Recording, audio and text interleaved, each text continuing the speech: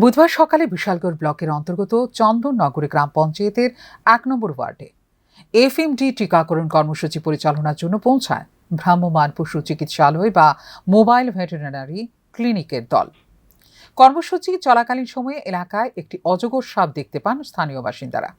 খবর পেয়ে ভ্রাম্যমাণ পশু চিকিৎসালয়ের চিকিৎসক, ড্রাইভার ও সহায়ক কর্মীরা স্থানীয়দের সহযোগিতায় সাপটিকে নিরাপদে উদ্ধার করেন। পরে উদ্ধার হওয়া অজগরটি বন দপ্তরের সিপাহীজলা অভয়ারণ্যের দায়িত্বপ্রাপ্ত কর্মকর্তা ডক্টর কেশব দেবনাথের হাতে তুলে দেওয়া হয়। আজকে বিশালগড় এমবিউ থেকে তারা ক্যাম্প করছিল এখানে চন্দননগরে। তো ক্যাম্প চলাকালীন ওদের একটা গ্রামবাসী ওদের কাছে বলেছে এরিয়াটা অজগর সাপ আছে, তারা রেস্কিউ করে আমাদের সিপাহীজলা নিয়ে আসছে। এখন আমরা হেল্প পরীক্ষা করে আমরা সুস্থ এটা জঙ্গলে ছেড়ে দেবো।